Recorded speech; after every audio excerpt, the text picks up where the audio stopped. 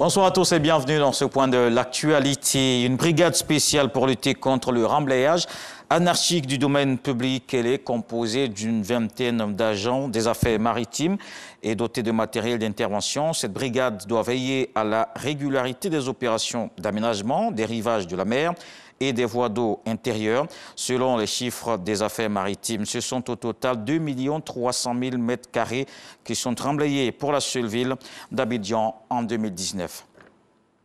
La ville d'Aboisseau abrite le festival Vacances Culture, l'événement lancé hier dans la capitale du Sud Comoé. Toutes les 31 régions du pays sont en compétition dans diverses disciplines de l'art, le théâtre, le chant, la danse et la peinture. Issa Tionayo nous en parle. Après 2 ans d'interruption pour cause de la pandémie à coronavirus, Vacances Culture reprend du chemin.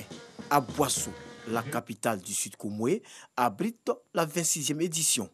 L'ambiance est au rendez-vous pour l'ouverture du festival national dominé par un défilé de participants venus des 31 régions de Côte d'Ivoire, d'une parade du groupe artistique Moulato et des prestations d'artistes.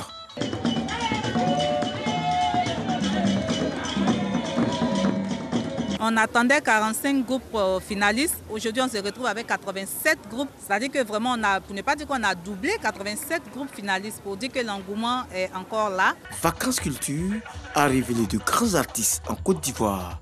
Satisfaction donc pour le ministère de la Culture et de l'Industrie des Arts et du Spectacle, initiateur de ce creuset culturel depuis de nombreuses années. La pratique des métiers des arts et de la culture nourrit son homme, à condition de le faire avec passion et professionnalisme. C'est pourquoi je voudrais vous exhorter, pour ceux d'entre vous qui voudraient en faire une carrière, de s'approcher de nos services compétents, de nos établissements, afin de bénéficier de conseils et d'encadrement pouvant les aider à se former et à se structurer.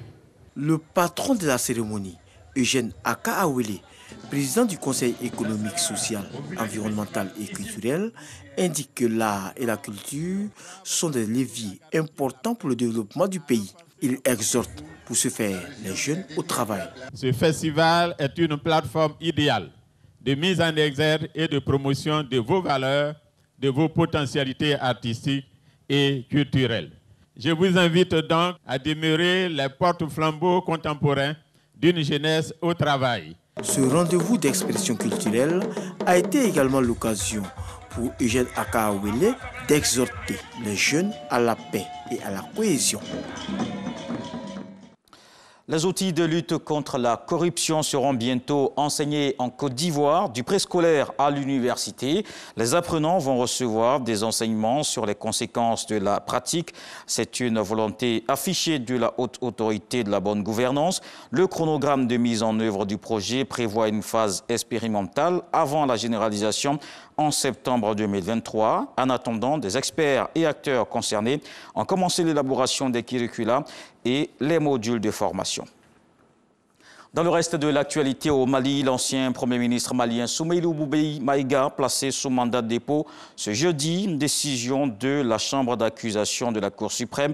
L'ancien chef du gouvernement avait reçu une convocation dans l'affaire de l'achat d'un avion présidentiel pendant la présidence d'Ibrahim Boubacar Keïta, alors qu'il était ministre de la Défense. Des rapports de la Cour des comptes et du vérificateur général avaient épinglé des surfacturations et de nombreuses anomalies. Les proches de Soumeilou Boubèye Maïga affirment qu'il n'a rien à se reprocher. On termine en Afghanistan, au moins 13 morts et des dizaines de blessés. C'est le bilan provisoire de 2 explosions à proximité de l'aéroport de Kaboul. Évoquant un probable attentat suicide, un responsable américain a déclaré qu'au moins 3 soldats américains avaient été blessés, dont un grièvement. Un attentat de l'État islamique contre les talibans, un conflit entre groupes djihadistes. L'alerte avait été donnée par les chancelleries occidentales depuis hier.